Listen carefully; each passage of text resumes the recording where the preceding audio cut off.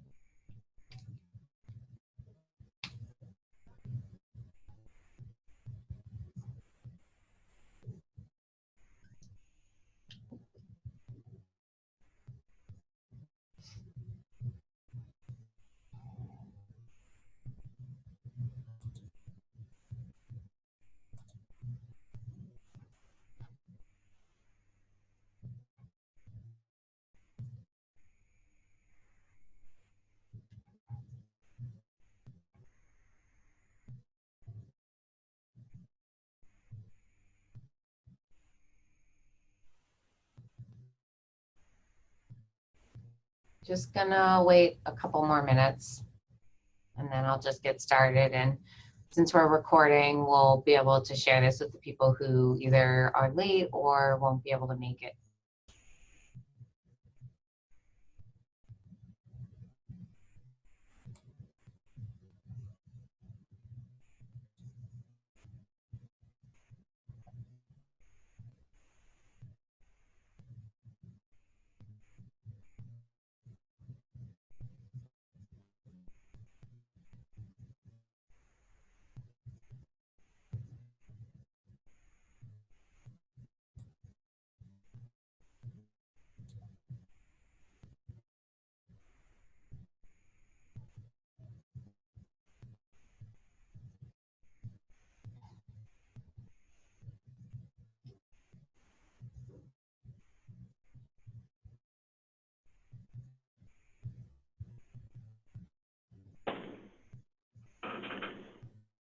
You are using the phone.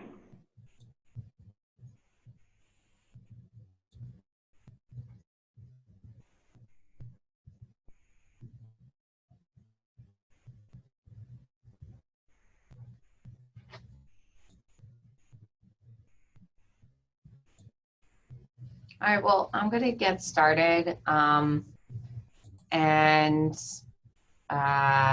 get everything going. You should right now see the PowerPoint up on the screen. So today we're going to be doing a check-in. This is for both talent management cohorts 1 and 2. If you are not muted for some reason, or please mute yourself. Today we're going to be talking about development plans and some research that I've done. For those of you who potentially don't know me, my name is Ellen Gettinger.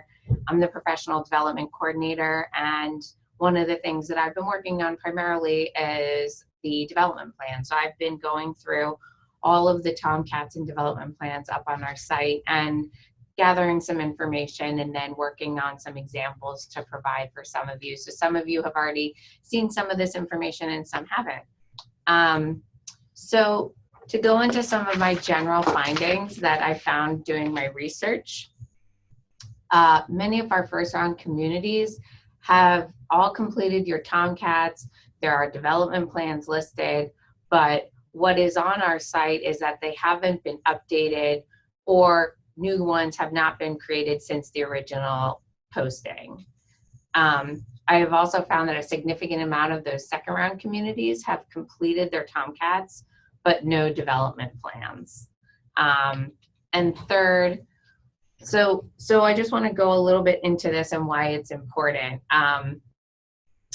We can't really do our jobs well without understanding what you're doing. So for a lot of you in the first round who completed your Tomcat and completed your development plan, you may remember if you go on the site, you gave a due date for that to be done. Most of those due dates have come and gone. A lot of them were in 2015, so about 2 years past. So it's really important to be updating those. There is possibilities that you are updating them, you know, maybe by hand or in person with your staff, but you're not doing that online. And for us to really be as efficient and professional as possible, we need to know all the information. So please try and go through and update your development plans. If you don't have an updated one, then now is the time to really go back through those Tomcats. Maybe you need to do the Tomcat again with the supervisee, or encourage the supervisor to do it with the supervisee again, and really go back through and create a new one. And if you've already done that, but just maybe on paper or something like that, then if you could go back onto this site and log in and put your new development plans, new Tomcat information in there, it would be very helpful for us. We encourage that all the communities that are currently enrolled to have new or updated development plans by June 1st is the date that we'd love. So together with some of our IT staff, I ran a report using over 300 Tomcats. And these are, some of you, when we came and did the onboarding, saw something similar to this, except for development. So these are the top 5 characteristics that participants in talent management have shown as strengths. So they are flexibility, creativity, technology, Jewish and Israel knowledge, and business communication. So split pretty evenly and very diverse. Pretty interesting information. In the next slide, you'll see the top 5 characteristics that participants need development in. Not as even as a split, but you'll see their fundraising, relationship building with staff, supervision, staff management, and marketing.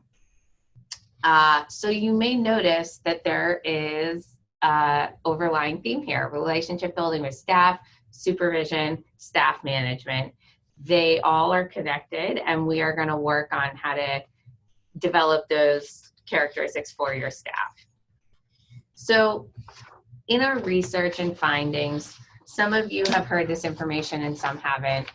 We found that contrary to our original idea of just creating development plans for the characteristics that need development, we found that what may be more useful is to create 2 development plans for each participant. One for a characteristic that they need development in, and another a characteristic that they are already strong in and we can make them better. So here you'll see I've created 2 sample development plans, 70, 20, 10s. Those, we use those phrases interchangeably.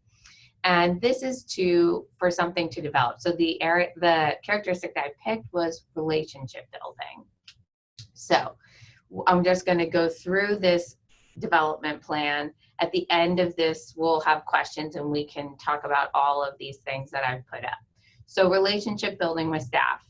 Picked 3 experience-based assignments. The first, initiate and attend team meetings of all JCC departments to get acquainted with staff, listen and learn for new opportunities and challenges of departments that you don't work in, and then begin to identify opportunities for interagency synergies. 2, identify a minimum of 3 interagency opportunities for partnership, identify appropriate staff, create a strategic plan for 3 program initiatives. And third, become a member of the staff party planning committee and help plan the next upcoming party. Who are you going to report to? For the first, all department directors will be contacted to alert them of this plan and the goals of it. 2, for identifying these interagency opportunities, the appropriate identified staff will be spoken with as potential partners for these initiatives. And third, for the party planning committee, you're going to be in contact with the head of the party planning committee. For the formal training and self-study, you can attend a webinar series from the American Management Association, and the topic would be on relationship building with staff. So something to point out would be with relationship building with staff, this is a really big topic. It's something that we found a lot of participants need development in. So for the formal training and self-study, this is a really good example of something that it doesn't need to be done individually. You can have this webinar done in a conference room, and all the staff that you feel need development can attend the webinar together. A lot of these assignments are things that the group of people who you've identified need to develop this characteristic. They can do these things together, and together they'll really develop this characteristic and go from development to competency to strength. And so that's what we're really looking to do.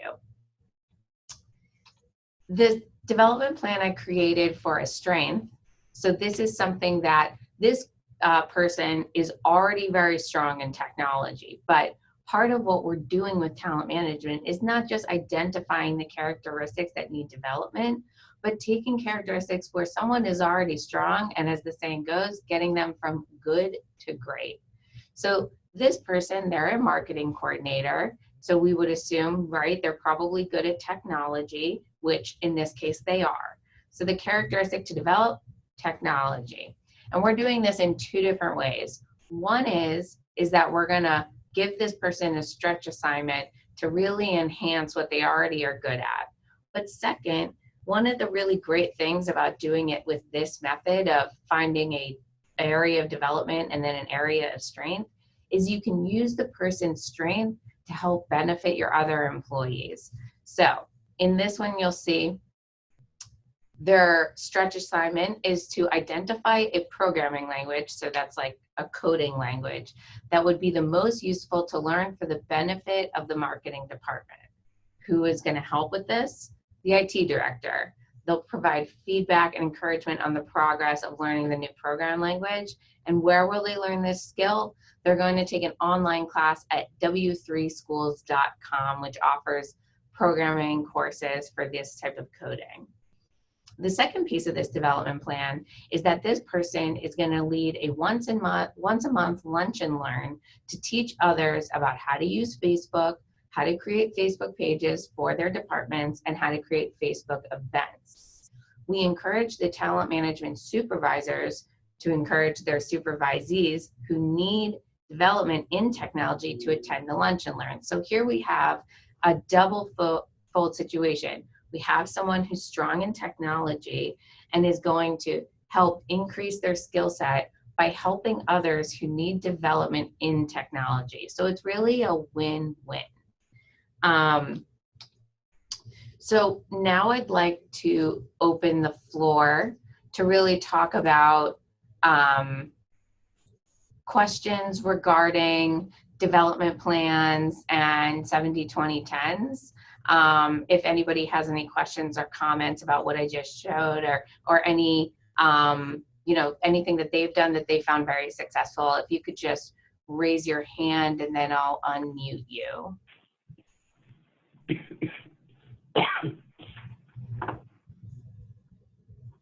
Does anyone have any thoughts or questions? No?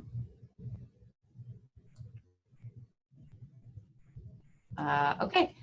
If you have any questions that you don't want to bring up in the group, we can always talk about it on a one-by-one, and you're free to message me or call me. Ellen? Yeah. Hi, I'm sorry, I couldn't figure out how to unmute myself. That's okay. This is Beth in Chicago. One of the things that we had some good success with was when we did the initial Tomcats, as a talent coordinator, looked at the commonalities, like what you did nationwide, and then looked at what kind of workshops we could bring in-house to address those in a group, which you illustrated as well. One of the things that did come up fairly regularly when I was working with managers on how to build these development plans is they were looking for examples very similar to what you showed, which were great examples. And they were looking for like a library of examples of how to address some of these areas for development. And I know about a year ago we talked about maybe having some kind of a knowledge base created where we could have access to those as the talent coordinators. Just curious, since you built such a beautiful example, Where are you guys right now? Do you have some of those set up that we could be shared with us so that we could take it forward to for the next stage? Yeah, so right now, one of the things that I'm working on is uploading examples of these development plans to jcca.me. So if you go to the talent management knowledge base on jcca.me, you should be able to find some examples there. The two that I have in this PowerPoint have not been uploaded, but they will be. I'll do that later today. And it's something that I'm just working on. We just got back from professional conference, so there was a little kind of break in me doing this, but now that I'm back and talent management, professional conference is over, I can focus again on really helping create some examples of these development plans because, I've mentioned this in some of our other webinars, a lot of the development plans that I found are brief and vague. And those aren't very helpful for staff or supervisors or supervisees because it's really best if you have very, action items, something that's a very clear, defined thing that you want to do and you want your staff to take care of it. And it can be something that you really check off, not just something like create a budget. You need to be more specific. Create a budget for what? And who are they going to talk to about it? And a lot of times, you really want to go as in-depth as possible. And we also encourage for the portion, the 20% on who's going to help you accomplish this goal. We always recommend that it not be the direct supervisor, that you really try and branch out and have the person be working with someone that isn't their direct supervisor, because it really just helps give feedback and the right kind of feedback. Because for all your supervisor might not be an expert in the thing that you need to grow and learn in. So, the more fleshed out, the better. All the examples that you'll find on jcca.me have been really fleshed out. And like I said, I'll put these examples up there. Other questions or comments? Okay, see one. Microphone's not working. My question is, in developing the development plan, is the supervisor creating it or the talent manager combination? So that's really, an individual thing. Typically, so this is from, I don't know your first, McKean, S. McKean, asked me whether development plans are really done just by the supervisor or the talent management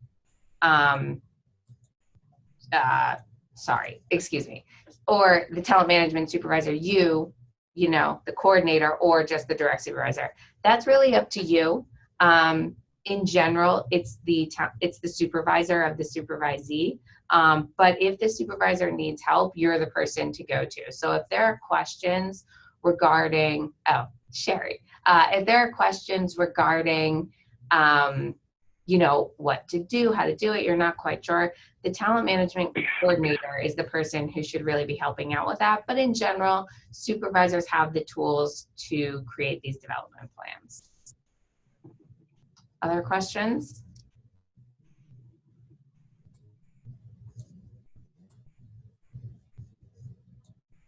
I have one real quick. Okay. Can you hear me?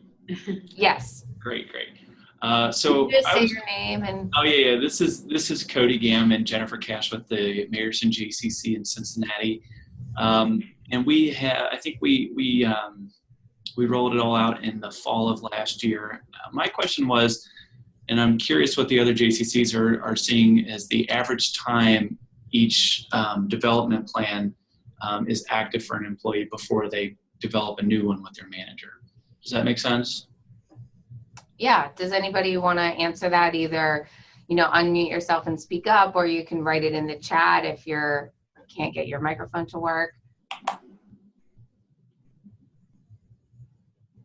Ellen, have you identified average timeline? Well, unfortunately, I have not, but that part of the reason is because on our side, we can't see, unless we see that someone has clearly marked that the development plan has been completed, there's no way for us to know that it's been completed. And there have been some instances where I've seen, okay, this got completed and then a new one was created.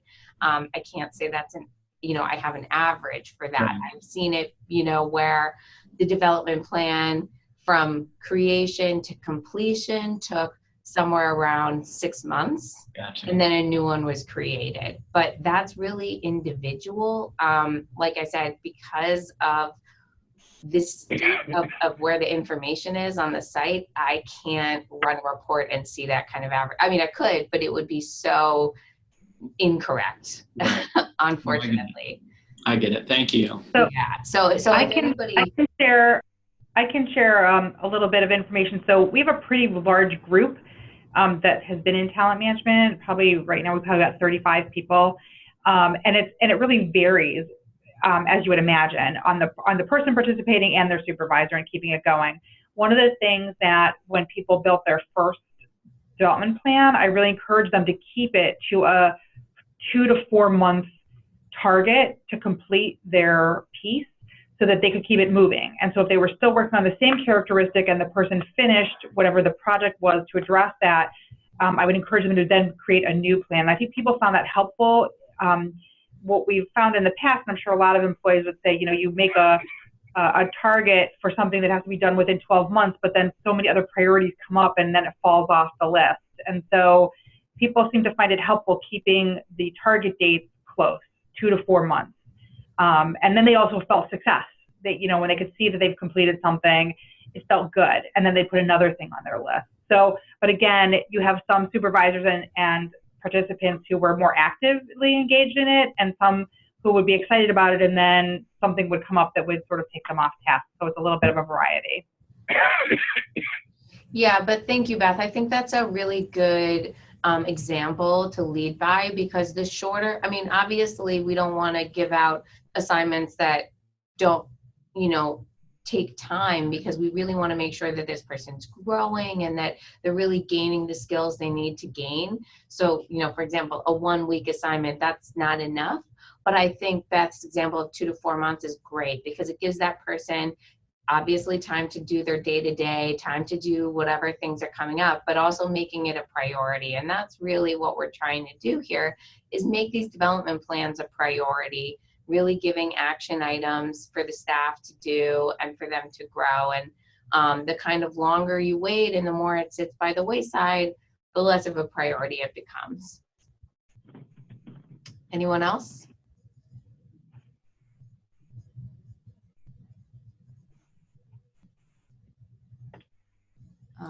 Okay, well, before I kind of finish up, I know Joy wanted to say something. She wants to unmute herself and say something regarding professional conference. And hi, everyone. Thanks for joining us today. It's great to see that we have so many people on the call. And thank you, Ellen, for doing the statistic analysis. I think it's wonderful that we're able to glean some information based on the information that you've put into the database for us. So that's really good stuff.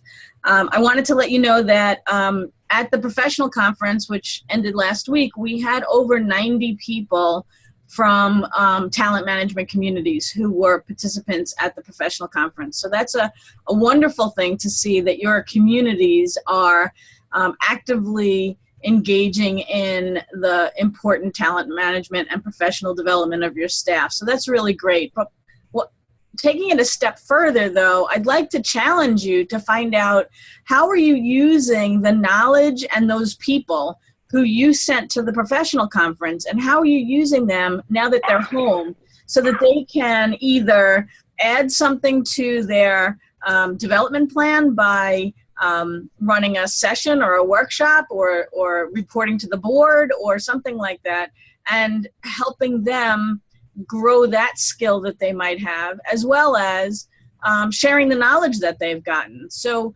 if there's anybody that has either put something in place like that or is planning something, please unmute yourself and let us know what you're planning. there, you know, the fact that 90 people went to the professional conference, that's a lot of learning to bring back to JCCs. Hi. Hi. It's not Angie Stilitano. It's actually Ellen Cole sitting with Angie Stilitano. Hi, Ellen. Hi. Thank you for this meeting. I did want to let you know that before we sent people away to the conference, we asked them, particularly those in the talent management track, to work with their colleagues there to see if there were any ideas in terms of what their development plans might be, or in terms of who they would want to mentor them through this program. So number one, that's one thing that we did. And as I'm going through with my direct reports, there has been both the ideas that came forward and also the notion of who outside of our JCC they might want to work with as mentors. The second thing is that they were asked before they went away to do, as they were learning, to make note of 3 new and interesting things that they have learned. We've come back and they put that into a PowerPoint, which they are in fact presenting to senior staff next week, the whole group of 10 that went, in terms of their 3 top new knowledge acquired or new relationship developed, and the impact that they believe it's going to have on their work and on our JCC. That's great, Ellen. Thank you for sharing that with us. I think it's a wonderful plan that you put that in place in advance, and that I can't wait to hear about how their presentation comes out, because that's a great idea. Happy to share the PowerPoint with you when we're done. That would be great. Thank you. Okay. You be back. Anybody else? Any other JCC who put into place a plan or is now thinking of how they want to use the information that their staff have brought back? I just wanted to, Sandy wrote in the chat that in Allentown, they are planning a 5-week session of staff training from the 5 attendees who went to professional conference, with various small and large groups of staff and the board to share the knowledge. So I guess the attendees that went to professional conference will be providing staff trainings on what they learned and shared. And she apologizes, she doesn't have a microphone, so. That's terrific. Well, we've heard some good examples, and I'm encouraging each one of you to have conversations with the people who you sent to professional conference and see how you can do exactly what we've heard that our colleagues are doing in bringing that information to the broader audience, and also to showing your board of directors how important it is to send people to professional conference and to other trainings by highlighting these people and helping them understand how this ties into talent management. So that's really great. The other thing that I wanted to mention to the group is, and I'm glad that Ellen's on the meeting with us, is I wanted to find out how involved are the executive directors of each one of your communities, and have they continued to sort of wave the flag and bang the drum of talent management. You don't have to report, but if you do have an executive director who has done something special, please let us know about it.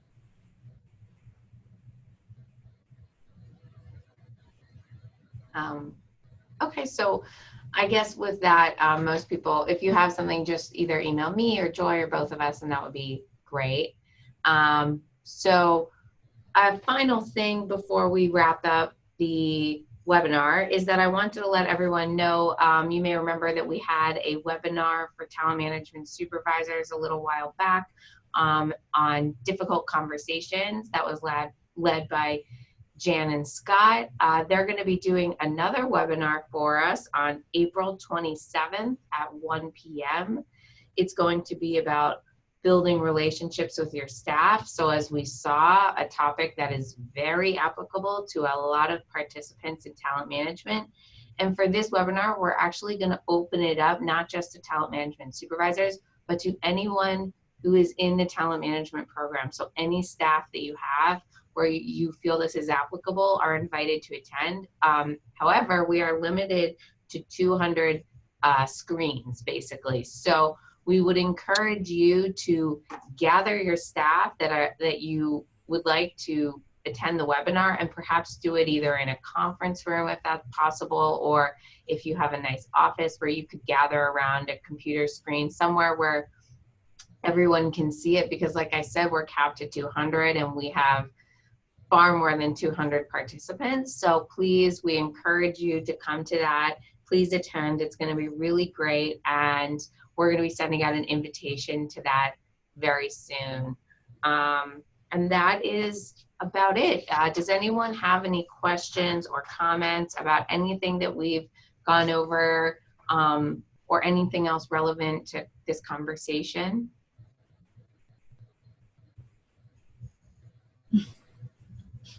Okay, quiet crowd.